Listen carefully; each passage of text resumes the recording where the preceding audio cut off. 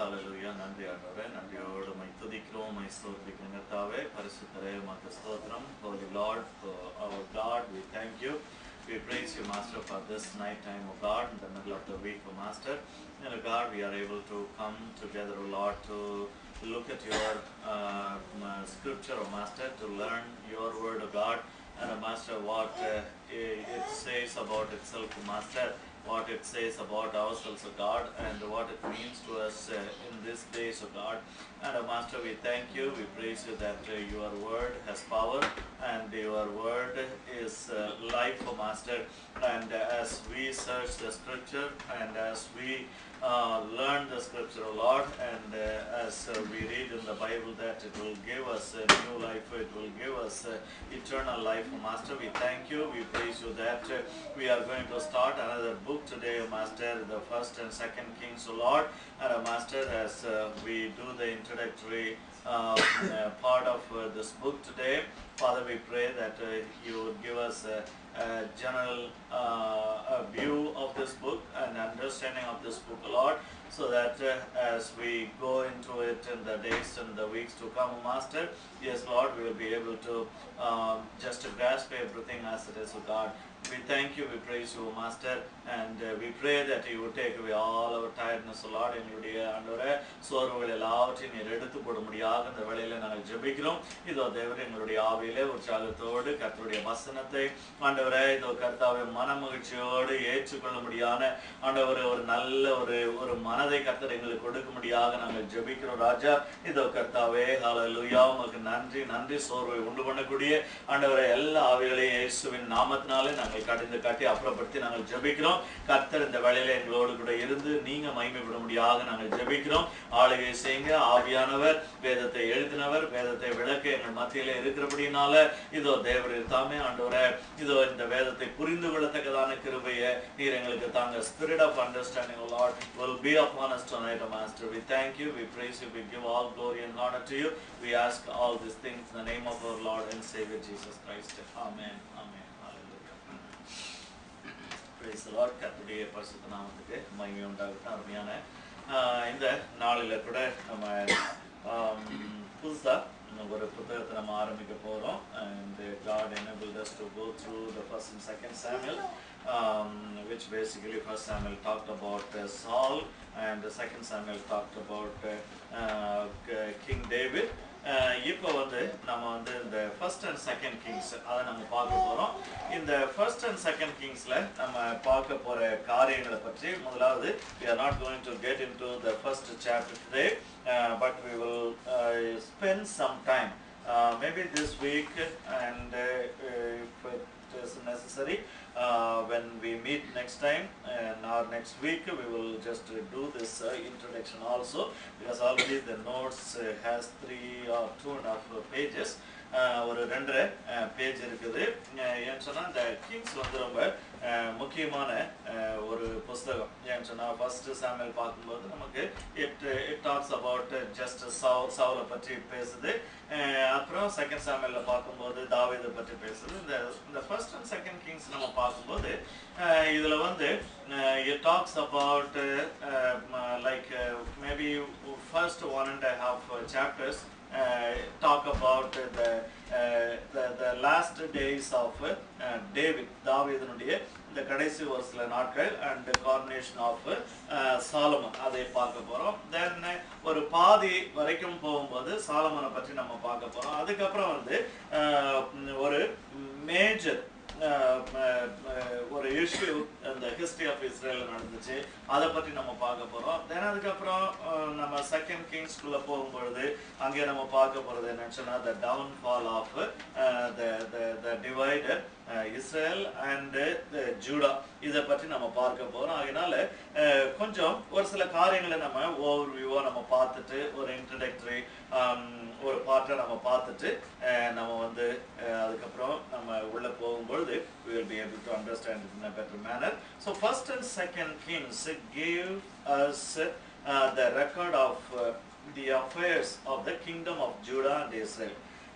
அதாவது ஃபர்ஸ்ட் ஒரு United kingdom of Israel அதை பற்றி பேசுது. அதுக்கப்புறம் கிங்டம் ஆஃப் ஜூடா அண்ட் இஸ்ரேலை பற்றி பேசுது. However this is not just a mere history of a nation, but with a special regards to the kingdom of God. அதாவது இதுல வந்து நம்ம பார்க்க போறது என்னன்னு சொன்னா வெறும் சிம்பிளி வந்து ஒரு இஸ்ரேல் தேசத்தினுடைய ஒரு வரலாறு, ஒரு history of America, history of India அப்படி நம்ம பார்க்க போறது கிடையாது. இது வந்து the history of Israel more than a history for believers in Jesus Christ, maybe for Jews and also for Christians.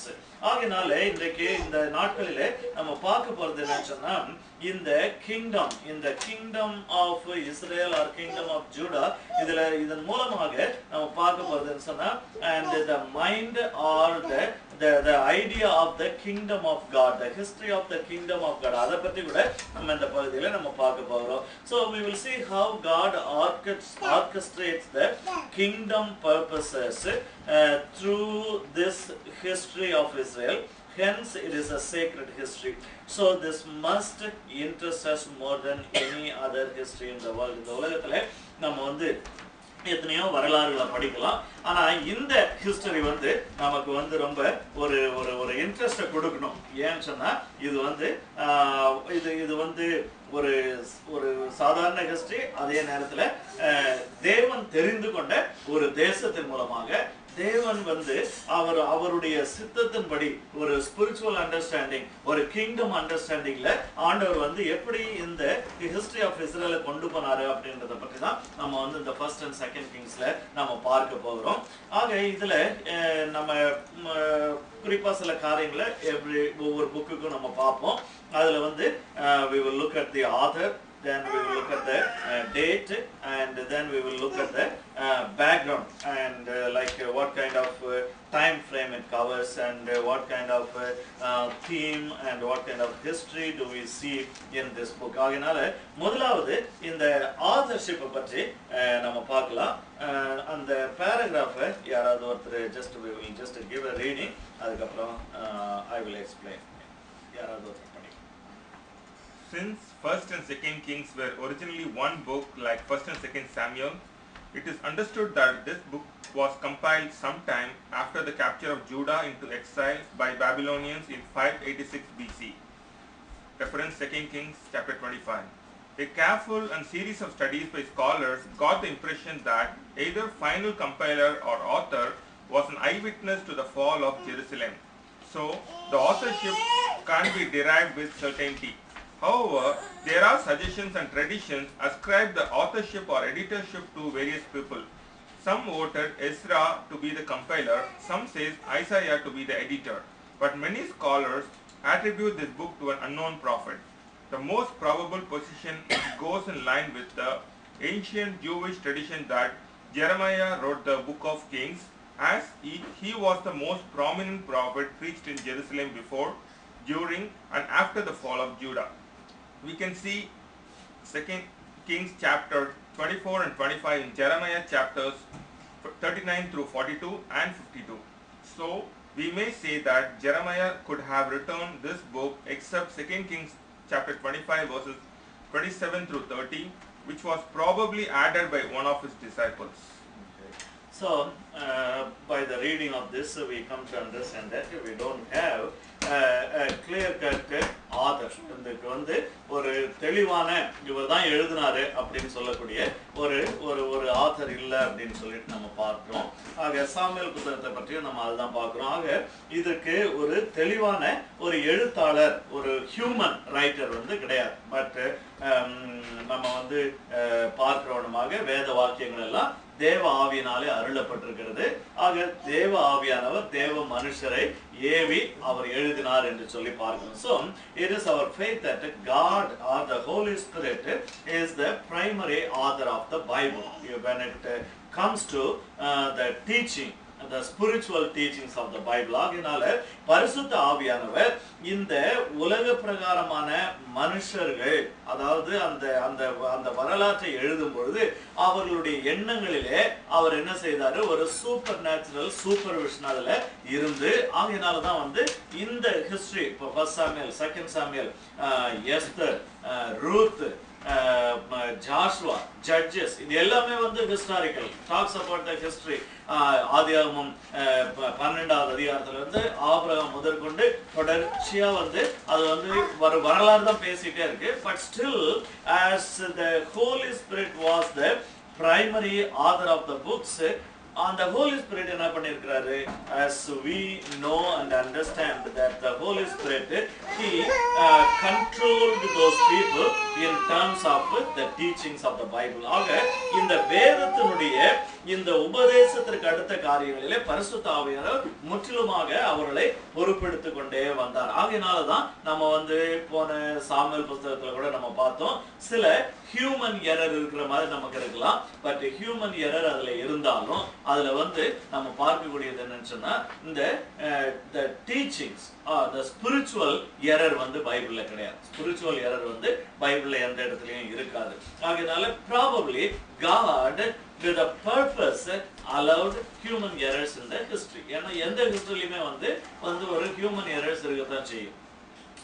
Information ஒரு அதாவது especially in countries like India, வந்து ஒரு பார்ட்டி வரும்பொழுது when they write the history and they will omit certain things and they will add something that will be to their advantage. அவங்களுக்கு அதாவது அந்த கட்சிக்காரங்களுக்கு அந்த குறிப்பிட்ட பார்ட்டிக்கு உரிய காரியத்தெல்லாம் போட்டுருவாங்க, அவங்களுக்கு பிரியமில்லாத ஆட்களை பற்றி போட மாட்டாங்க. ஸோ இப்படி நடக்கக்கூடியது உண்டு. ஆகையினால இந்த ஹியூமன் ஹிஸ்டரி எழுதும் பொழுது ஹியூமன் எரர்ஸை வந்து properly purposely God has let it be there. அது வந்து ஒருவேளை சிலருக்கு ஸ்டம்பிளிங் பிளாக்கா இருக்கும்படியாக அவர் விட்டு இருந்திருக்கலாம். இல்லைன்னு சொன்னா இது வந்து தேவனும் மனிதனும், தேவன் மனிதனை சேர்த்து எழுதினது. இது வந்து மனித வரலாறு, அதே நேரத்துல ஒரு டிவைன் பர்பஸ். அந்த ஹியூமன் ஹிஸ்டரியில டிவைன் பர்பஸ் இருக்குது. ஆகையினால அந்த டிவைன் டீச்சிங்ல எந்த கன்ஃபியூஷனும் கிடையாது. ஜெனசிஸ் டு ரெவலேஷன் எந்த கன்ஃபியூஷனும் கிடையாது. ஆக இன்றைக்கு வந்து ஒருவேளை இந்த பைபிள் கிரிட்டிக்ஸ் வந்து என்ன செய்வாங்க, ஒரு 150, 200, 500, 600 மிஸ்டேக்ஸ், அதாவது ஃபேக்சுவல் எரர்ஸ் இருக்குது அப்படின்னு சொல்லிட்டு சொல்லுவாங்க. அந்த ஃபேக்சுவல் எரர்ஸ் எல்லாம் அவங்க விருப்பப்படியே மாத்தி போட்டாலும் the theology of the Bible remains the same. அந்த வேதத்தினுடைய ஆவிக்குரிய உபதேசம் வந்து அது அப்படியே அது ரிமைனா தான் இருக்கும். ஆகையினால யாராவது நம்ம கிட்ட வந்து இங்க இப்படி இருக்குது அங்க இப்படி இருக்குது அப்படின்னு சொன்னா இட்ஸ் ஆல் ஃபேக்சுவல் எரர்ஸ். காரணம் இது வந்து ஒரு human history. At the same time நம்ம பார்க்கக்கூடியது என்னன்னு சொன்னா, the factual errors வந்து we try to understand to our best and then the rest we just leave it to God. And when we look at the spiritual teachings, இதுல வந்து எந்த எரருக்கும் வந்து ஒரு பிளேஸே கிடையாது அப்படின்னு சொல்லிட்டு பார்க்கிறோம். ஸோ அது போல இதுக்கு ஆதர் யாரு அப்படின்னு சொன்னா nobody knows. நிறைய பேரு அதை வந்து கெஸ் ஒர்க் பண்ணுவாங்க. ஏன்னு சொன்னா அதாவது இதுல வந்து ஒரு ஸ்காலர்லி ஸ்டடி பண்ணும் பொழுது இது வந்து இது என்னென்ன ஹிஸ்டரி, என்னென்ன எவெண்ட்ஸை கவர் பண்ணுது, அப்ப எந்த ஈவெண்ட் வந்து என்ன இயர்ல நடந்தது, இதெல்லாம் வச்சு கனெக்ட் பண்ணி அவங்க பார்க்கும்பொழுது ஓகே இது வந்து ஒருவேளை தாவீதுனுடைய டெத்தை பத்தி சாலமோனை பற்றி பேசினா கூட இது வந்து கடைசியில எங்க இருக்குன்னு சொன்னா இந்த இஸ்ரவேல், அதாவது இஸ்ரவேல் டிவைட் ஆன பிறகு ஜூடா வந்து அந்த அந்த அந்த ஜனங்களால, அந்த பாபிலோனியன்ஸ்னால வந்து இம்ப்ரெஷன் ஆகப்படுற வரைக்கும் இருக்குது அப்படின்னு சொன்னா அது வரைக்கும் அந்த புக்கு வந்து எழுதப்படல. அதர்வைஸ் இது வந்து எடிட் பண்ணப்படல. It was not compiled also. Sometimes ஃப்ராக்மெண்ட்ஸா இருக்கும். அந்த ஹிஸ்டரியை வந்து ஃப்ராக்மெண்ட்ஸா எழுதி வச்சிருப்பாங்க. அதை வந்து கடைசியில ஒரு எடிட்டர் வந்து என்ன செய்வாரு, எல்லாத்தையும் அதை எடிட் பண்ணி அதை வந்து கம்பைல் பண்ணி and they will bring it to a book form அப்படின்னு சொல்லிட்டு நம்ம வந்து பார்க்கிறோம். ஸோ இது அந்த விதத்துல இருக்கலாம். இல்லைன்னு சொன்னா ஃபைனலி ஒருத்தர் உட்காந்து எல்லா ஹிஸ்டரியும் கேதர் பண்ணி எழுதி வைக்கலாம். Certainly it is the possibility that இது வந்து அந்த ஹிஸ்டரி அங்கங்க பலர் எழுதி வச்சிருந்திருக்கலாம், இல்ல ஒரு சிலர் எழுதி வச்சிருந்திருக்கலாம்.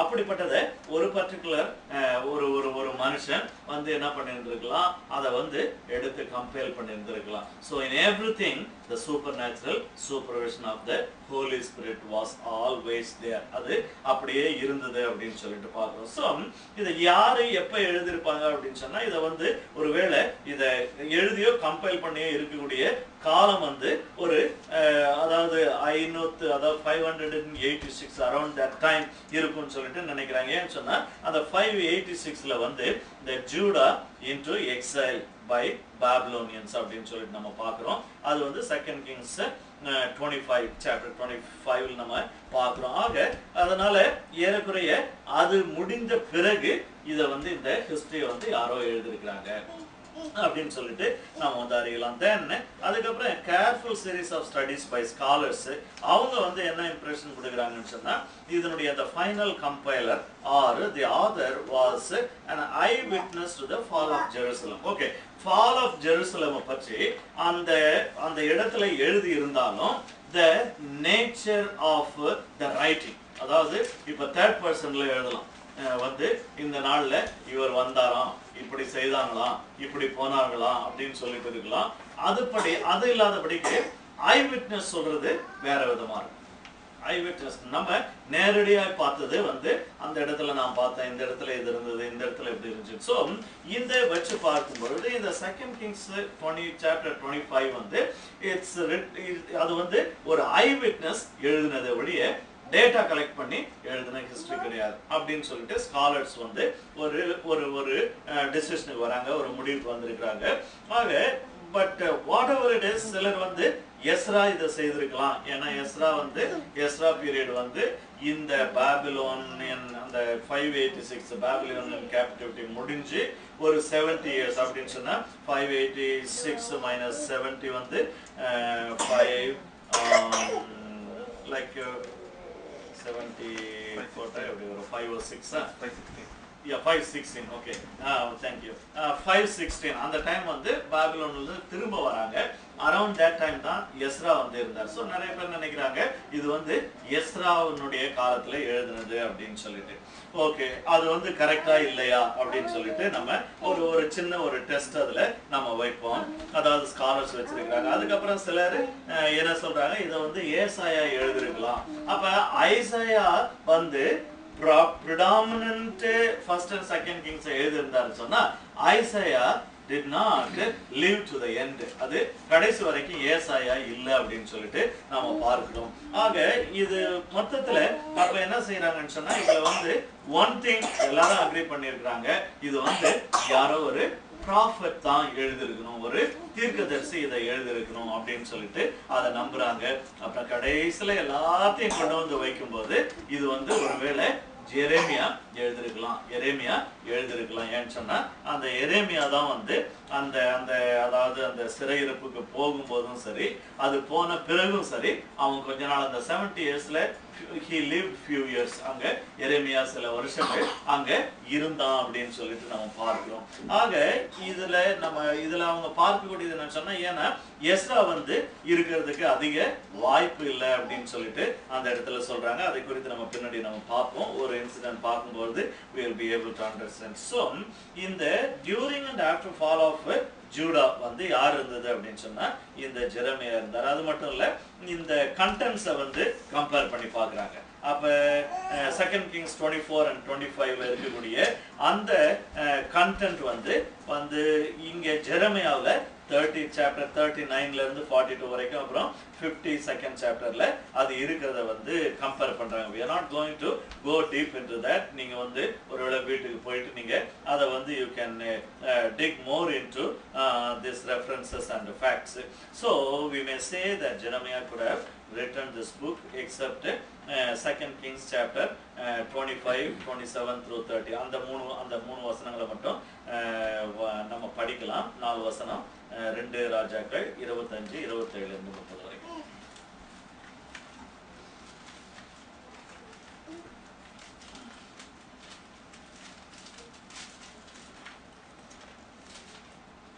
யூதாவின் ராஜாவாகிய யோயாக்கீனுடைய சிறையிருப்பின் 37ஆம் வருஷம் 12ஆம் மாதம் 27ஆம் தேதியிலே ஏவில் மெரோதாக் என்னும் பாபிலோன் ராஜா தான் ராஜாவான வருஷத்திலே யூதாவின் ராஜாவாகிய யோயாக்கீனை சிறைச்சாலையிலிருந்து புறப்பட பண்ணி அவன் தலையை உயர்த்தி அவனோடு அன்பாய் பேசி அவனுடைய சிங்காசனத்தை தன்னோடு பாபிலோனிலிருந்து ராஜாக்களின் சிங்காசனங்களுக்கு உயரமாக வைத்து அவனுடைய சிறைச்சாலை வஸ்திரங்களை மாற்றினான்.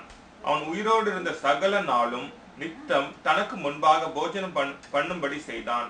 அவன் உயிரோடு இருந்த நாளெல்லாம் அவனுடைய செலவுக்காக ராஜாவினால் கட்டளையான அனுதின திட்டத்தின்படி அனுதினமும் கொடுக்கப்பட்டு வந்தது.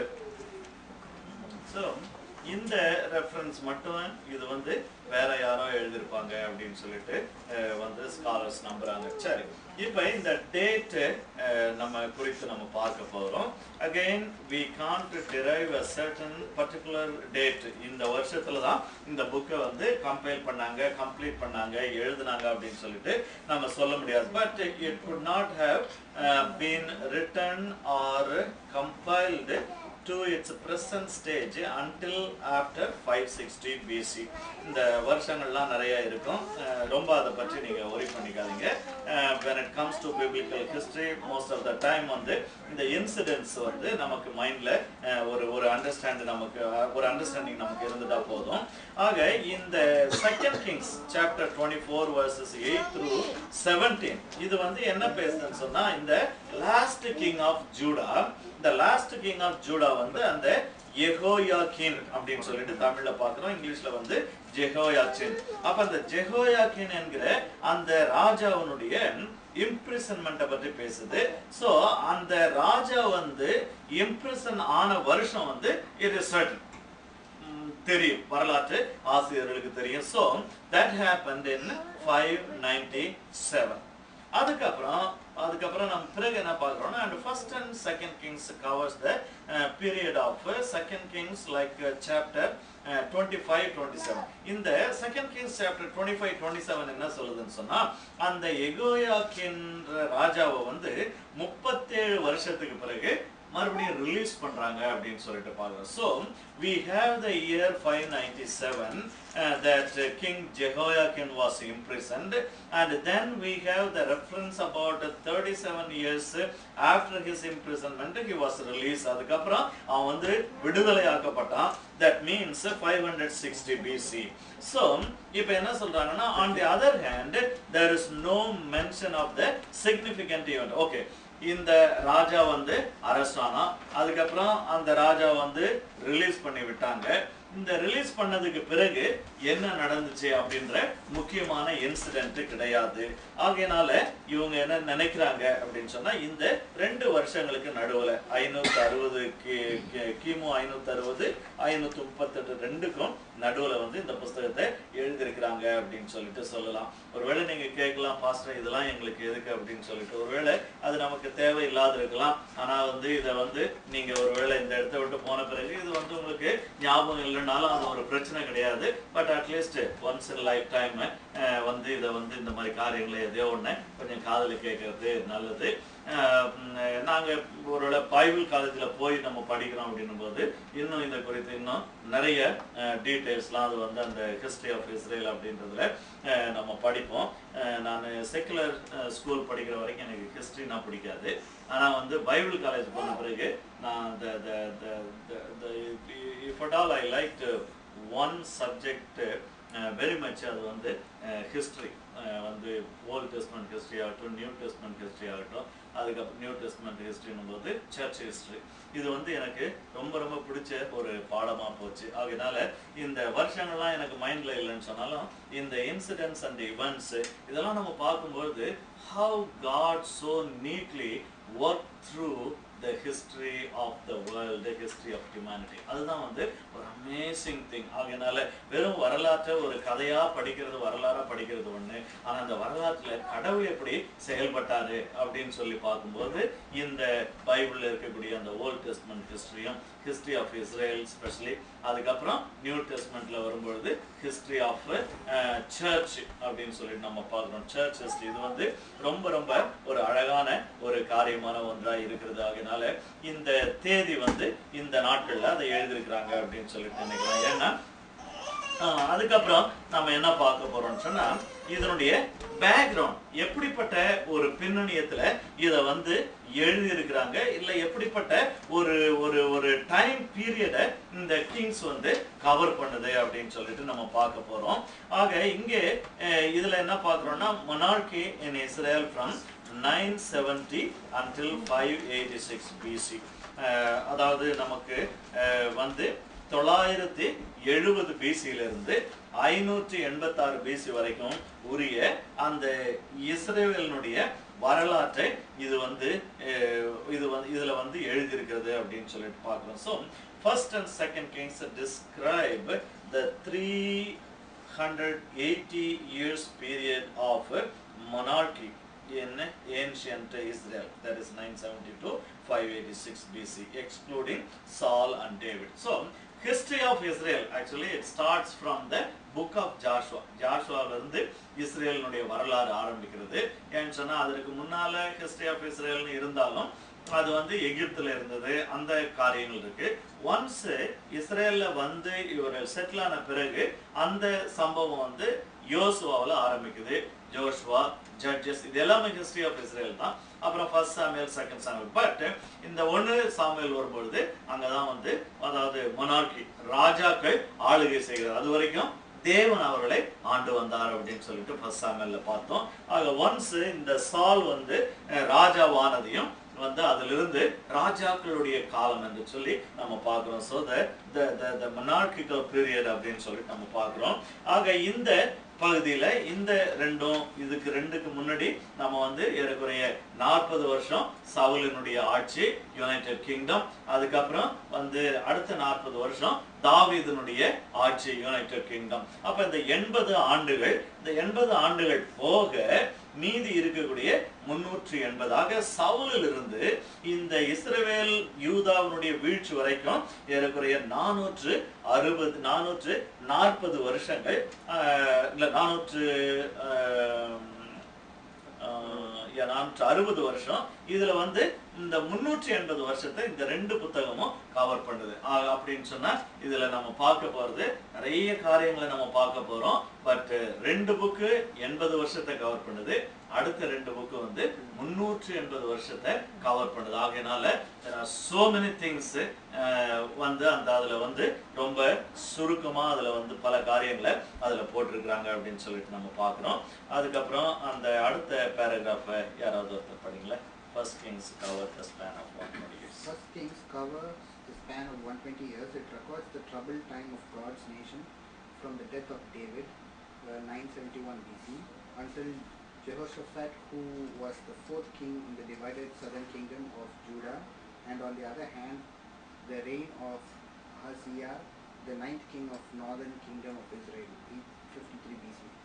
1 Kings talk about the time of great change and upheaval. Israel faced both internal struggle and external pressure, including the dark time in which the stable and united kingdom under strong leadership divided into 2. Okay.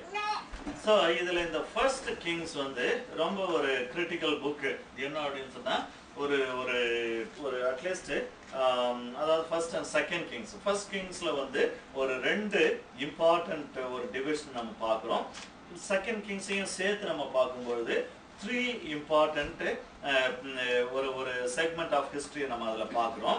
ஆக அதுல நம்ம பார்க்க போறது என்ன அப்படின்னு சொன்னா அந்த அது கீழே வருது த யுனைடெட் புக். அதாவது ஏன்னா ஒரிஜினலா ஃபர்ஸ்ட் கிங்ஸ் செகண்ட் கிங்ஸ் வந்து ஒரே புக்கா இருந்துச்சுன்னு சொல்லிட்டு நம்ம பார்த்தோம். ஆக இந்த ஃபர்ஸ்ட் அண்ட் செகண்ட் கிங்ஸ் வந்து அதை ஒன்னா இணைச்சு ஒரே புக்கா நம்ம பார்த்தா அதுல வந்து 3 விதமா அதை டிவைட் பண்ணலாம் அப்படின்றாங்க. அந்த 2ஐயும் ஒன்னாக்கும் பொழுது அதுல வரலாற்றை வந்து 3ஆ பிரிக்கலாம். அப்ப 3ஆ பிரிக்கலாம் அப்படின்னும் பொழுது ஃபர்ஸ்ட் வந்து என்னன்னு சொன்னா யுனைடெட் கிங்டம் அண்டர் சாலமன். சாலமனுக்கு கீழே இந்த 12 கோத்திரங்களும் ஒரே அரசாட்சி ராஜாவுக்கு கீழே இருந்த காலம். அது வந்து 1 ராஜாக்கள் 1லிருந்து 11 அதிகாரம் வரைக்கும் நம்ம பார்க்க போகிறோம். அதுதான் வந்து சாலமனுடைய காலம். சாலமனுடைய அப்ப சாலமனுடைய ஹிஸ்டரி வந்து எவ்வளவு எங்க இருக்குது அப்படின்னு சொன்னா ஃபர்ஸ்ட் கிங்ஸ் ஃபர்ஸ்ட் 11 சாப்டர்ஸ். அதுக்கப்புறம் ஒன்ஸ் சாலமன் மரித்த பிறகு என்ன ஆகுதுன்னு சொன்னா அதாவது நார்தன் 9.5 tribes. அதுக்கப்புறம் southern 2.5 tribes. அதாவது southern 2.5 tribes போது வந்து ஜூடா, பெஞ்சமின், மனாசேல பாதி கோத்திரம், half மனாசே அப்படின்னுவாங்க. So Judah, Benjamin, half Manasseh. இதுதான் வந்து இந்த சதர்ன் கிங்டம், அதாவது எருசலேமை சுற்றிலும் இருக்கக்கூடிய தென் ராஜாங்கம் சாலமோனுக்கு பிறகு டிவைட் ஆனது. அப்ப மீதி இந்த 2 போக மீதி 9 கோத்திரம் வந்து இஸ்ரவேல் என்று அழைக்கப்பட்டது. ஆனா நம்ம பார்க்க போகிறோம், ஆண்டவர் வந்து இஸ்ரவேல் தேசம் என்று அழைக்கப்படுகிற அந்த 11 ட்ரைப்ஸ், அப்புறம் 9.5 ட்ரைப்ஸ், பிறகு யூதா என்று அழைக்கப்பட போகிற அந்த அந்த அந்த 2.5 ட்ரைப்ஸ். இதுல வந்து காட்னுடைய கான்சன்ட்ரேஷன் எங்க இருந்துச்சு? ஜூடா மேல இருந்துச்சு. அதுதான் நம்ம பார்க்க போகிறோம். ஆக இந்த அப்ப the divided kingdom நம்ம வந்து 1 Kings chapter 12 இருந்து 2 Kings chapter 17 வரைக்கும் நம்ம பார்க்க போறோம்.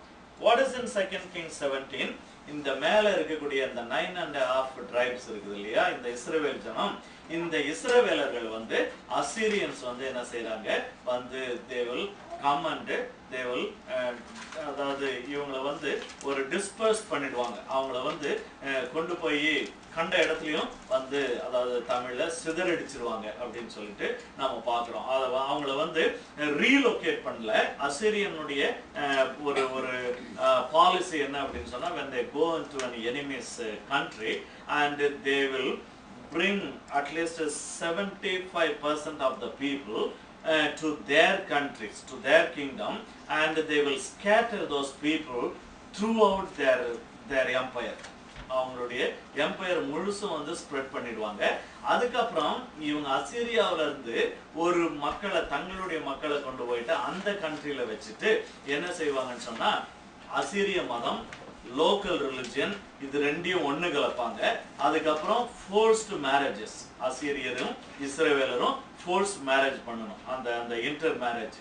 ஸோ இதுக்கெல்லாம் ஃபோர்ஸ் பண்ணிட்டா என்ன ஆகும்னு சொன்னா, அந்த தேசம், அந்த கல்ச்சர் வந்து இல்லாம போயிடும். இல்லைன்னு சொன்னா ஒரு சின்க்ரெட்டிக் கல்ச்சர் வந்துடும். அதுதான் வந்து இயேசு கிறிஸ்துவினுடைய காலத்துல சமாரியா. அப்ப அந்த சமாரியா யூதர்களும் அசீரியர்களும் சேர்ந்து அது உருவான ஒரு சந்ததி. அதனாலதான் வந்து புறஜாதியாரும் அதாவது இஸ்ரவேலரும் புறஜாதியாரும் இணைந்து வந்த ஒரு சந்ததி. அதனாலதான் அதை வந்து யூதர்கள் வந்து அவங்கள சேர்க்க மாட்டாங்க, அவங்கள தொட மாட்டாங்க. ஏன்னு சொன்னா they are outcast according to the law. சட்ட, அதாவது நியாய பிரமாணத்தின்படி அவங்க வந்து அவுட்காஸ்ட் பீப்புள். காரணம் அவங்க வந்து மற்றவங்களோட போய் புறஜாதியரோட போயிட்டு அவங்க வந்து சம்பந்தம் கலந்துக்கிட்டாங்க. அது மட்டும் இல்ல, மற்ற ரிலிஜனையும் இவங்க ரிலிஜனையும் வச்சுட்டு ஒரு சின்க்ரெட்டிக் ரிலிஜன்ல அவங்க வந்து வாழ்ந்துட்டு இருந்தாங்க. ஆகையினால இதுதான் வந்து சமாரியருடைய பேக்ரவுண்ட். ஸோ இதுதான் வந்து அந்த 2 Kings 17 நடந்தது. 2 ராஜாக்கள் 17 வந்து இந்த இந்த அசீரியன்ஸ் வந்து என்ன செய்யறாங்க, இந்த நார்தன் 9.5 ட்ரைப்ஸை வந்து ஸ்கேட்டர் பண்ணிடுறாங்க. அப்புறம் அதுக்கப்புறம் அப்ப 2 Kings 18 இருந்து நம்ம என்ன பண்ண போறோம் அப்படின்னு சொன்னா, பார்க்க போறது until 25th chapter வந்து solely about kingdom of Judah. நம்ம வந்து when we go to 1 Kings 12 until 2 Kings 17 நமக்கு வந்து ஒரு பெரிய கன்ஃபியூஷனா இருக்கும். இது எப்படின்னு சொன்னா, ஒரு பேக் அண்ட் ஃபோர்த் போயிட்டே இருக்கும் இந்த history. It will talk about the history of Judah and ஒரு கிங். அதுக்கப்புறம் என்ன செய்யும், அதுக்கப்புறம் அந்த இஸ்ரவேலுடைய ராஜாவுக்கு பத்தி பேசுவாங்க. அதுக்கப்புறம் பிறகு ஜூடாவுடைய ராஜா கிட்ட போவாங்க. சில நேரத்துல வந்து இப்ப ஜூடாவில் வந்து ஒரு கிங் வந்து 12 years இருந்தா, அதுக்குள்ள அந்த டைம் பீரியட்ல இஸ்ரேல்ல வந்து ஒரு 4 kings வந்திருந்தா, அப்ப அந்த இஸ்ரேலுடைய 4 kings டீல் பண்ணுவாங்க. ஸோ இந்த மாதிரி chronological ஆர்டர்ல வந்து அந்த ஓவர்லாப்பிங், ரிப்பீட்டிங், இந்த மாதிரி காரியங்கள்லாம் பேக் அண்ட் ஃபோர்த் அது இருக்கும். சில நேரத்துல அது கன்ஃபியூசிங்கா இருக்கும். அதை பற்றி நம்ம கவலைப்பட வேண்டிய அவசியம் இல்லை. What ever we can understand and we are going to take the teaching, the spiritual teachings of the Bible, the history of the Israel அப்படின்னு சொல்லிட்டு நம்ம பார்க்க போறாங்க. அந்த third part வந்து 2 Kings 18 through 25 அதுல நம்ம பார்க்க போறது கம்ப்ளீட்டா all about, it's going to be all about the kingdom of Judah, the southern 2.5 tribes. அதுல நம்ம பார்க்க போறோம். அப்ப அந்த tribeல வந்து நாம என்ன பார்க்க போறோம்னு சொன்னா particularly Davidic descendants, and also சாலமோனுக்கு பிறகு kingdom divide ஆகுது, north south divide ஆகுது. சவுத்ல வந்து தாவீதுனுடைய ஒரே டைனஸ்டி until Babylonian captivity. ஆனா நார்த்ல பார்க்கும்போது அப்படி கிடையாது, ஒரே கிங்டம் கிடையாது, அதாவது ஒரே டைனஸ்டி கிடையாது. ஒரு கிங் இருப்பான், அப்புறம் இல்லைன்னா ஒரு ஃபேமிலியில 2 கிங் இல்ல 3 கிங் இருப்பாங்க, அதுக்கப்புறம் இன்னும் வேற யாராவது ஒரு ஃபேமிலியில இருந்து வருவாங்க. ஸோ இந்த மாதிரி so many dynasties அந்த நார்தர்ன் கிங்டம்ல. பட் சதர்ன் கிங்டம்ல just David's son, Solomon's son, and his son until the captivity. அது வந்து தாவீதோடு ஆண்டவர் செய்த அந்த உடன்படிக்கை. அந்த உடன்படிக்கை அது மட்டும் இல்ல, மேசியா வந்து இந்த தாவீதுடைய லைன்ல வரணும் அப்படின்றதுனால ஒரு சின்ன கிங்டமா இருந்தாலும் காட் வந்து ஒருவேளை பர்பஸா இந்த இந்த இந்த இஸ்ரேலை வந்து ரொம்ப ஸ்மால் ஆக்கிட்டு அவர் என்ன செய்தார், இந்த யூதாவை கான்சென்ட்ரேட் பண்ணி அந்த யூதாவை கொண்டு ஆண்டவர் வந்து காரியங்களை அவர் செய்ய ஆரம்பிச்சிருக்கிறாரு அப்படின்னு சொல்லிட்டு நம்ம பார்க்கிறோம். ஸோ இன்ஃப்ளூயன்ஸ் ஆஃப் டியூட்ரானமி, இது வந்து இந்த ESV ஸ்டடி பைபிள்ல ஒரு ரொம்ப பியூட்டிஃபுல் ஒரு அப்சர்வேஷன் போட்டிருக்கிறாங்க. அது வந்து நான் ரொம்ப லைக் பண்ணேன். அதனால இதுக்கு கீழே ஆக்சுவலா almost rest of the notes வந்து கம்ப்ளீட்டா ESV ஸ்டடி பைபிள்ல இருக்கக்கூடிய அந்த இன்ட்ரடக்ஷன்ல இருந்து நான் எடுத்தது. So I have given credit to that. So அதனால we are not doing any copyright problem. அதுக்குரிய ஏன்னா அதனுடைய அது அங்க இருந்தது எடுத்தது அப்படின்னு சொல்லிட்டு I have mentioned it. So இப்போ அந்த ஃபர்ஸ்ட் பேராகிராஃப் யாராவது ஒருத்தர் படிங்க. Internal evidences. Internal evidence, however, does establish that the author or authors were deeply influenced by the book of Deuteronomy and sought to provide Israel with an explanation of its past in terms of the theological program outlined in that book. This is clearly signaled, for example. Okay, அதை நம்ம இப்போ பார்ப்போம். So இதில் வந்து ஒரு observe பண்ணியிருக்கிறாங்க என்ன அப்படின்னு சொன்னால், இந்த இந்த கிங்ஸில் வந்து நிறைய அந்த டியூட்ரானமில இருக்கக்கூடிய ரெப்புடேஷன் இருக்குது அப்படின்னு சொல்லிட்டு பார்க்குறாங்க. அந்த டியூட்ரானமினுடைய ரெஃபரன்சஸ் இருக்குது அப்படின்னு சொல்லிட்டு நம்ம பார்க்குறோம். ஆக பர்பஸ்லி பர்டிகுலர்லி தாவீது அந்த first Kings chapter 2 verses 1 through 4ல தாவீது பேசக்கூடிய அநேக காரியங்கள் வந்து இந்த உபாகமத்துல நாம் பார்க்கக்கூடிய ஒரு காரியமா இருக்குது. யாராவது ஒருத்தர் ஃபர்ஸ்ட் கிங்ஸ் 2 1 through 4 படிக்கலாம்.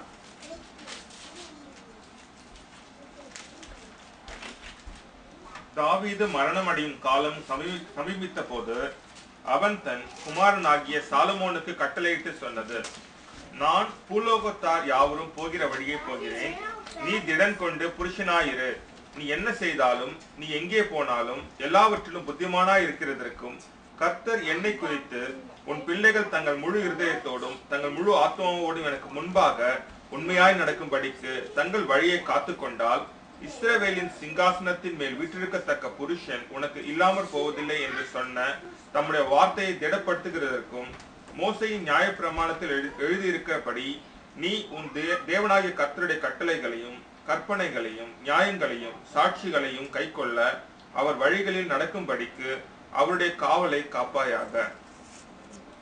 இதை நம்ம சும்மா இதை ஒருவேளை ஒரு குவிஸ் எல்லாம் வச்சு இதை இந்த 4 வசனத்தை படிச்சுட்டு இது ஒருவேளை 1 2 ஒரு சென்டென்ஸை மட்டும் நம்ம எடுத்துட்டோம் அப்படின்னு சொன்னா இது எங்க இருக்குன்னு சொன்னா மோஸ்ட்லி நம்ம வந்து இது உபாகமத்துல இருக்குது அப்படின்னு சொல்லிட்டு நம்ம கெஸ் பண்ணக்கூடிய அளவுல இந்த பர்டிகுலர் பேசேஜ் இருக்குது. இதனுடைய அந்த கிராஸ் ரெஃபரன்சஸ் வந்து யாராவது ஒருத்தர் டியூட்ரானமி 11:1 படிப்போம். உபாகமம் 11:1.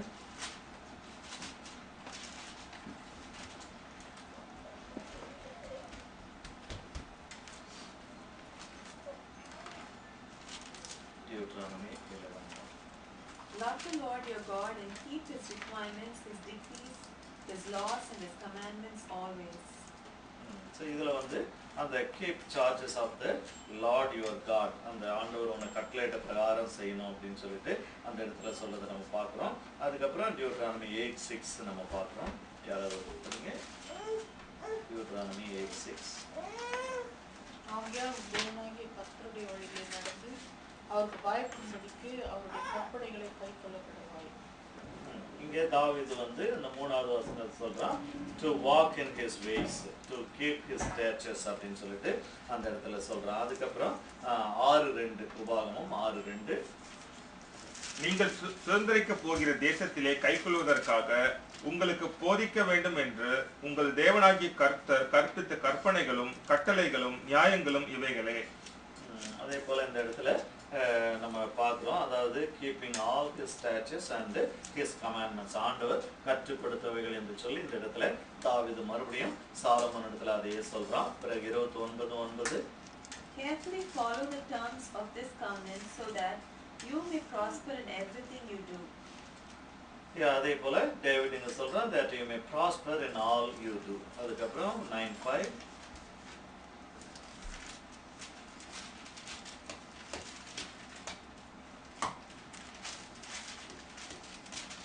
It is not because of your righteousness or your integrity that you are going to take possession of their land, but on account of the wickedness of these nations, the Lord your God will drive them out before you, to accomplish what he swore to your fathers, to Abraham, Isaac and Jacob.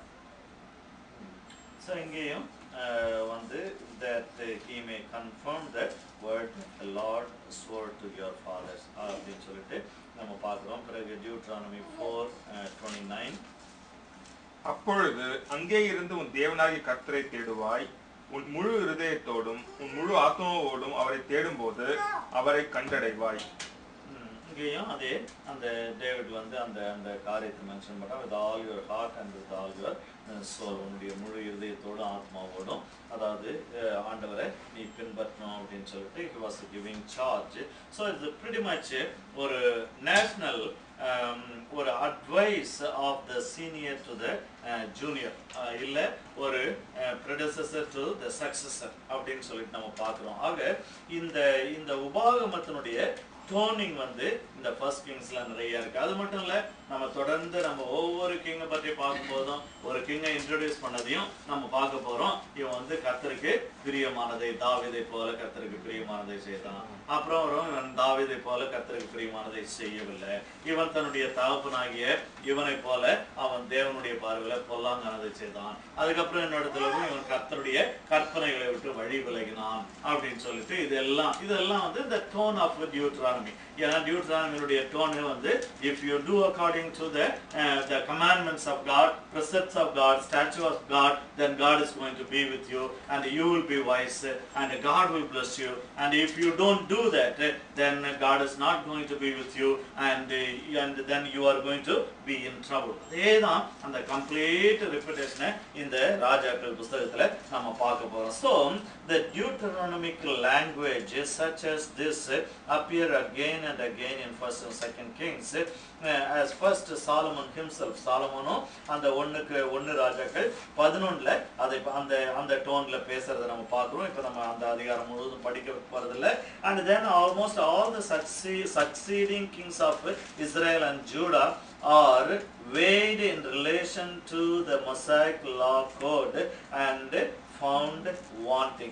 அத அப்ப இந்த கர்த்தருடைய வேத வசனத்தின்படி செய்தாங்களா, அந்த மோசேயினுடைய நியாயப்பிரமாணத்தின்படி செய்தாங்களா செய்யலையா அப்படின்னு சொல்லிட்டு அவங்க வந்து ஜட்ஜ் பண்ணப்படுறாங்க அப்படின்னு சொல்லிட்டு நாம் பார்க்கிறோம். அதே போல ஜெரொபெயாம் அந்த 1 ராஜாக்கள் 12:25 33 வரைக்கும் நீங்க இந்த நோட்ஸை வீட்டில் எடுத்துட்டு போயிட்டு அந்த வசனங்கள்லாம் நீங்க படிச்சு பாருங்க.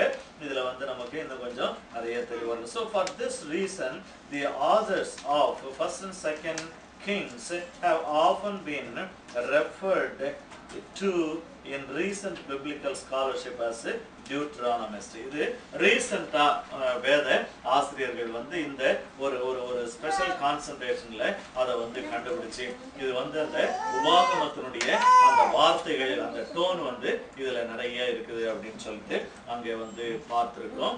அடுத்தது அந்த 3rd பேஜுக்கு 2nd பேஜுக்கு நம்ம போகலாம். அதுல வந்து கீ தீம்ஸ் இந்த ரெண்டு புத்தகத்துல இந்த 1 ராஜாக்கள் 2 ராஜாக்கள்ல என்ன தீம் நம்ம ரிப்பீட்டடா நம்ம பார்க்க போறோம் அப்படின்னு சொன்னா எல்லாத்தையும் நம்ம படிக்க போறது கிடையாது. இப்போ வந்து இதுல முதலாவது என்னன்னு சொன்னா அதை யாராவது ஒருத்தர் படிக்க பார்ப்போம். அந்த ரெஃபரன்சஸ் எல்லாம் படிக்க வேண்டாம், அதை விட்டுடுவோம். Yahweh is the only true God. There is only one living God, and He is the Lord. This Lord is not to be confused with various so-called gods worshipped in Israel and other nations, for these are simply human creations. They are part of the created order, like the people who worship them, and they are powerless, futile entities. The Lord, by contrast, is the incomparable creator of heaven and earth. He is utterly distinct from the world that He has created, where He is neither truly in the ark nor in the temple, where the antics of the Baal priests apparently imply belief in an intrinsic connection between their actions and divine action, while Elijah's behavior implies quite the reverse. At the same time, the Lord is powerfully active within His world. It is He and no one else who controls nature. Amen. So beautiful. இதை நீங்கள் வீட்டில் போயிட்டு அந்த ரெஃபரன்ஸ்லாம் எடுத்து படித்து பார்த்தீங்கன்னா இது ஒரு ஒரு வெறுமனே ஹிஸ்ட்ரி கிடையாது. எப்படி கடவுள் ஒருவர், தேவன் ஒருவரே அப்படின்றத வரலாற்று புக்கில் ஆண்டவர் வந்து நிரூபிச்சிருக்கிறாரு, ரிப்பீட்டட்லி பேசியிருக்கிறாரு. Repeatedly God was concentrating on telling the people and proving to the world that He is the only true God and the rest of them are man-made. ஆகையினால எந்த விதமான கன்ஃபியூஷனோ இல்லைன்னு சொன்னா டிஃபரன்ஸ் ஆஃப் ஒப்பீனியனோ ஜனங்களுக்கோ யாருக்கும் தேவையில்லை. ஆகையினால நம்ம வந்து இங்க வந்து ஆக்சுவலா இன்றைய உலகத்துக்கு இது வந்து நமக்கு ரொம்ப ரொம்ப முக்கியமான ஒன்று. ராஜா தானே, அதனால ராஜா போயிட்டு யாரு கூட வேணாலும் சாப்பிட்டுடலாம், யாரு கூட வேணாலும் எதை வேணாலும் செஞ்சிடலாம். ராஜா தானே, இஸ்ரவேல் ராஜா தானே. As a king, he can be friend with other kings. Of course, he can be friend with other kings. But சாலமோனுடைய காரியத்துல that's what he thought. As a king, he has the complete freedom to marry anybody and to do anything. ஆனா ஆண்டவர் வந்து அந்த இடத்துல each and every point அந்த காரியங்கள்லாம் நம்ம பார்க்க போறோம். அங்கே வந்து ஆண்டவர் வந்து நான் ஒருத்தன் தான் உண்மையான கடவுள், நான் ஒருவர் தான் உண்மையான தேவன், மற்றவங்களை நீங்க பின்பற்றி போகக்கூடாது, ஆக பாகாலுடைய காரியங்களை நீங்க பின்பற்றி போகக்கூடாது, ஆக அப்படின்னு சொல்லிட்டு நான் வந்து இந்த இடத்துல, அதாவது இந்த பகுதியில he is utterly distinct from the world that he has created, where he neither truly in the ark nor in the temple. ஆகையால இந்த இடத்துல ஆண்டவர் வந்து கிளீனா அந்த டிஸ்டிங்ஷனை ஆண்டவர் வந்து கொடுக்கிறார். இந்த உலகத்தை நான் உருவாக்கி இருந்தாலும் நான் வந்து என்னை வந்து எல்லா காரியத்திலும் நீங்க பார்க்க முடியாது. அதாவது நம்ம வந்து நினைக்கிறோம் God is omnipresent அப்படின்னு சொல்லிட்டு நம்ம சொல்றோம். உண்மைதான், it is true. ஆண்டவர் வந்து எல்லா இடங்களிலும் இருக்கிறார். இது சில நேரத்துல நம்ம போய் நான் கிறிஸ்டியன், ஸ்பெஷலி நம்ம ஒரு இந்தியன் ஹிந்துஸுங்கிட்ட நம்ம சொன்னோம்னா, ஆமாங்க நாங்களும் அதை தான் நம்புறோம், கடவுள் வந்து தூணிலும் இருக்கிறான் துரும்பிலும் இருக்கிறான் அப்படின்னு சொல்லிட்டு, இந்த சுவர்லயும் அவர் இருக்கிறாரு, ஒரு சின்ன குச்சியிலையும் அவர் இருக்கிறாரு, மண்ணுலையும் இருக்கிறாரு, கல்லையும் இருக்கிறாருன்னு சொல்லிட்டு அந்த மாதிரி அதை ட்விஸ்ட் பண்ண ஆரம்பிப்பாங்க. ஆனா ஆண்டவர் அப்படி கிடையாது.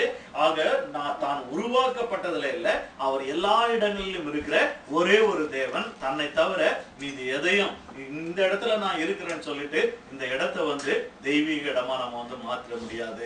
இது வந்து இந்த இடத்தை கடவுளா நம்ம மாத்திர முடியாது. அதனால தேவன் வந்து ரொம்ப அழகா அந்த இடத்துல சொல்லி இருக்கிறாரு. அதுக்கப்புறம் அடுத்தது யாராவது ஒருத்தர் நம்பர் 2 படிக்கலாம். Yahweh controls history. Yahweh controls history. The Lord, and neither an idol god, nor king, nor prophet, controls history. This is perhaps illustrated most clearly in the way in which prophets function within 1st and 2nd Kings, describing the future before God brings it about. Nothing can hinder the fulfillment of this prophetic word, although God himself in his freedom can override its fulfillment for his own purposes, where the ending of the story is somewhat unexpected. Okay. So இங்கேயும் நம்ம என்ன பார்க்குறோம், it's not simply history. நான் ராஜா, நான் என்ன வேணாலும் செய்யலாம். இல்லைன்னு சொன்னா எதிரிகள் வந்து நாங்க எங்களுக்கு பவர் இருக்குது, நாங்க என்ன வேணாலும் இஸ்ரவேலை நாங்க செய்யலாம், இஸ்ரவேலை வந்து மூட்டை பூச்சி மாதிரி நாங்க நசுக்கலாம், இல்ல இஸ்ரவேலை வந்து நாங்க எது வேணாலும் பண்ணலாம், இஸ்ரவேலை ஏமாத்தலாம். ஒருவேளை உலக பிரகாரமான பார்வையில இது வந்து ஒரு வரலாறு நடந்து கொண்டிருக்கிறது. A king is ruling and it is all about a nation and their neighboring nations, maybe friendly nation or enemy nation, இப்படிலாம் இருந்துட்டு இருந்தா கூட, and especially when it comes to the Babylonian captivity or Assyrian captivity, இதெல்லாம் வந்து ஆண்டவர் வந்து கடவுள் வந்து முன்னே அவங்கள வந்து வார்ன் பண்றாரு. ஏன்? It is not a political thing.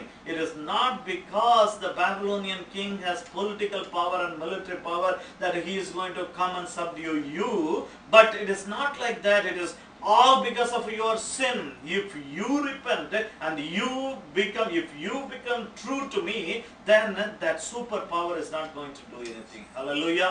அதுதான் வந்து இந்த இடத்துல பார்க்கிறோம். ஆண்டவர் வந்து நான் தான் அந்த ஹிஸ்டரியை நான் கண்ட்ரோல் பண்றேன் அப்படின்றது ரிப்பீட்டட்லி இந்த ஃபர்ஸ்ட் கிங்ஸ்லயும் செகண்ட் கிங்ஸ்லயும் ஆண்டவர் வந்து சொல்லி இருக்கிறத நம்ம அந்த இடத்துல நம்ம பார்க்கிறோம். இந்த ரெஃபரன்ஸ் எல்லாம் நீங்க பொறுமையா நீங்க நெக்ஸ்ட் வீக்குள்ள அதை நீங்க படிச்சு பார்த்தீங்கன்னு சொன்னா you will come to an amazing understanding and how God, Yahweh, controls the history.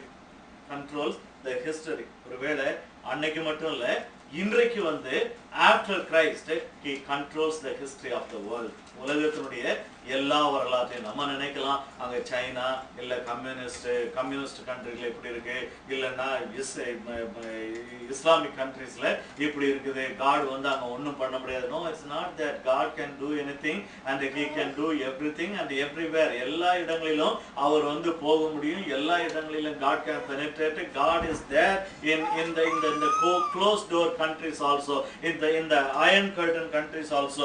இரும்பு திரை நாடுகளுக்கு உள்ளே கூட ஆண்டவர் வந்து கிரியை செய்து கொண்டிருக்கிறார். ஆகையினால நம்முடைய தேவன் இந்த யாஹ்வே வந்து he controls the history, at least in the first and second kings, but now in Christ he controls the whole world because he has created the whole world. Even then, even at that time, during the first king, the period of first and second kings, அந்த ஒன்னு ராஜாக்கள் ரெண்டு ராஜாக்கள் காலத்துல கூட ஆண்டவர் வந்து உலகம் முழுசையும் கண்ட்ரோல்ல தான் வச்சிருந்தார். ஆனா அவருடைய ஸ்பெஷல் பர்பஸஸ்க்காக இந்த ஸ்பெஷல் நேஷனை வந்து தெரிந்து கொண்டு இவர்கள் மூலமாக எல்லாரையும் அவர் வந்து எல்லாவற்றையும் ஆண்டவர் வந்து கண்ட்ரோல்ல வச்சிருந்தார் அப்படின்னு சொல்லிட்டு நம்ம பார்க்கிறோம். And number 3, Yahweh demands exclusive worship. As the only God there is, the Lord demands exclusive worship. He will not take his place alongside the gods, nor is he willing to be displaced by them. He refuses to be confused with any part of the created order. He alone will be worshipped by Israelite and foreigner alike. So ஆண்டவர் வந்து என்ன பண்ணிட்டார்னா இந்த இஸ்ரவேலரை தெரிந்து கொண்டு இந்த இஸ்ரவேலர் நீங்க வந்து it's because you are a nation, it doesn't mean that you can compromise your faith with other nation.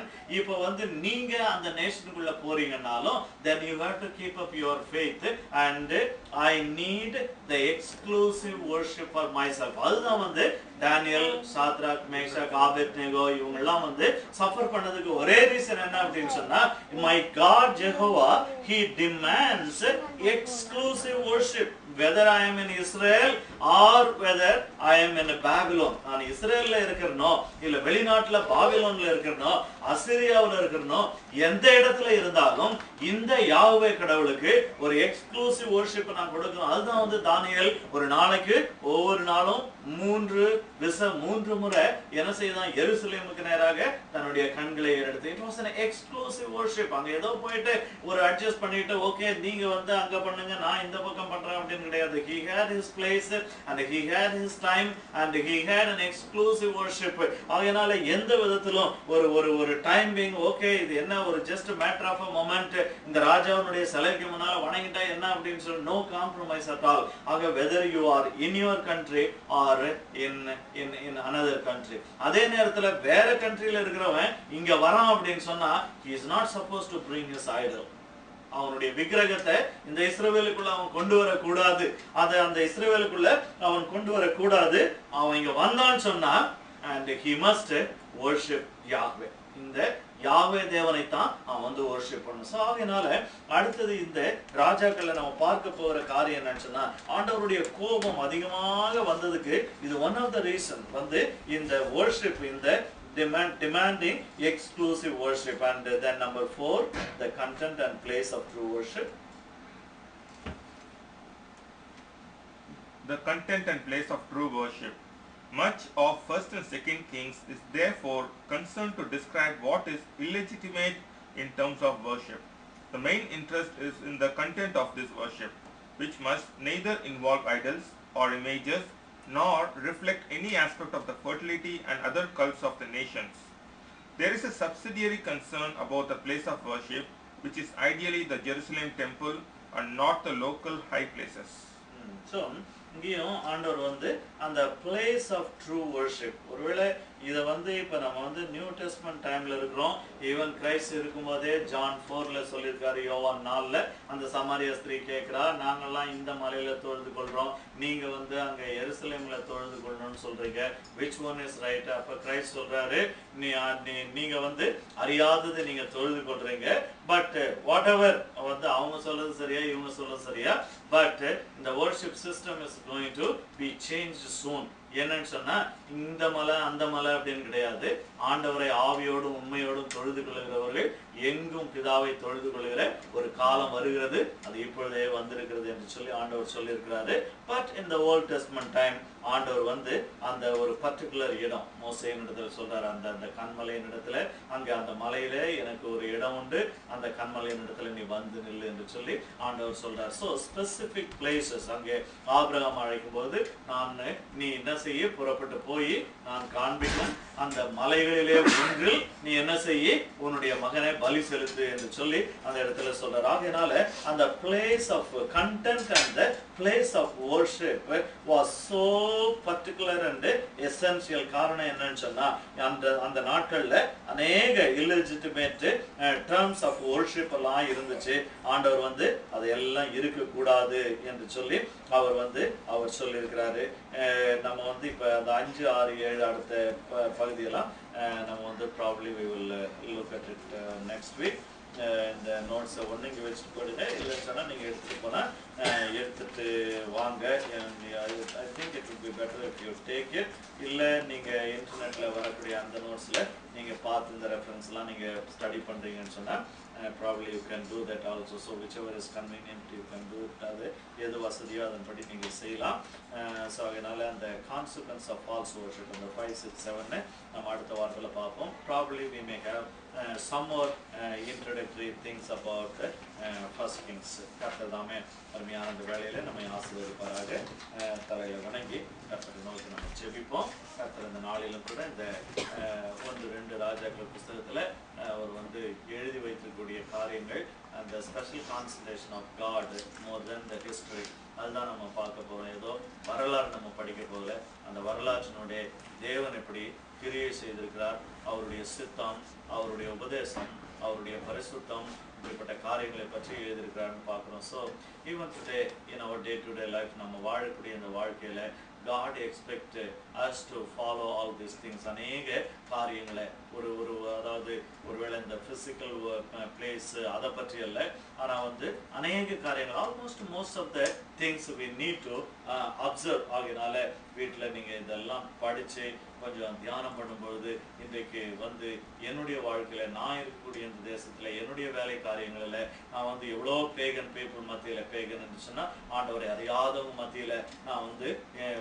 இருந்து கொண்டிருக்கிறேன், வேலை செய்து கொண்டிருக்கிறேன். எப்படி நான் என்ன பரிசுத்தமாக நான் காத்துக்கொள்ளணும், எப்படி நான் என்னுடைய ஆவிக்குரிய வாழ்க்கையில் கர்த்தரை நான் பிரியப்படுத்தலாம் அப்படின்னு சொல்லிட்டு படுத்தணும் அப்படின்னு சொல்லிட்டு நமக்கு ஆண்டவர் சொல்லிக் கொடுக்கும்படியாக நம்ம இந்த நாட்களிலே இந்த பகுதியில் நம்ம வாசிப்போம். கர்த்தர் இந்த வரக்கூடிய இந்த 2 புத்தகங்களிலிருந்து நம்மோடு கூட அவர் அநேக காரியங்களை அவர் பேசுவாராக.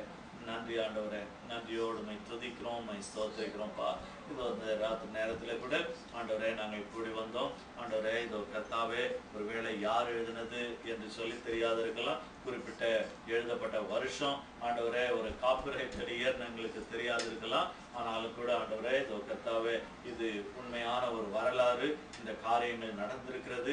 இந்த வரலாற்றினுடைய எங்களுடைய தெய்வம் ஆண்டவரே இந்த இந்த இந்த ஹிஸ்டரி ஆஃப் இஸ்ரேல் நீங்க எப்படி ஸ்டேர் பண்ணீங்க, அதனுடைய பர்பஸ் எதுக்காக அந்த ஹிஸ்டரி ஆஃப் இஸ்ரேல் நீங்க இப்படியெல்லாம் நீங்க ஸ்டேர் பண்ணிருக்கிறீங்க அப்படின்னு சொல்லிட்டு நாங்கள் பார்க்கும்போது it's all about the spiritual reason and it is all about the kingdom of God. It is all about Jesus Christ. It's all about what you wanted to do through the history of Israel, O Lord. ஆண்டவரே ஆகினால நாங்கள் இந்த காரியங்களிலே இதோ தேவன் நாங்கள் இதை உற்று பார்த்து இதோ கர்த்தாவை நாங்கள் வேதத்தில் வாசிக்கிறோம். இதோ அந்த தீர்க்கதரிசிகள் எல்லாம் சொன்னதை அநேகர் அதை உற்று பார்த்தாங்க அப்படின்னு சொல்லிட்டு பார்க்குறோம். இந்த காலத்தை பற்றி அவர்கள் பேசினார்கள் என்று உற்று பார்த்தாருன்னு நான் பார்க்குறோம். நாங்கள் முடிந்த கதைகளை உற்று பார்த்து ஆண்டவரே இதோ வரலாற்றில் நீங்க எவ்வளவாய் நீங்க செயல்பட்டிருக்கிறீங்க என்பதை பார்த்துட்டு நாங்கள் அமேஸாக கர்த்தர் எங்களுக்கு உதவி செய்யுங்க ராஜா. ஆண்டவரே நன்றி. We thank you, we praise you, O Lord, and continue to be with us and bless us this night, Lord, and give us good night rest, O Master, and speak to us through dreams and visions of God, and help us to continue to just ponder ourselves, O God, and spend time, O Master, in reading the Bible and understanding and studying the Scripture, O Master. We thank you so that we will have joy in Jesus Christ, O Master. We will have deliverance from all our weaknesses, O God, and we will have the spiritual strength, O Master, and ultimately we will abide in you, O Lord, and we thank you, we praise you, Master. Send us with your blessings. We give all glory and honor to you. We ask all these things in the name of our Lord and Savior Jesus Christ. Amen.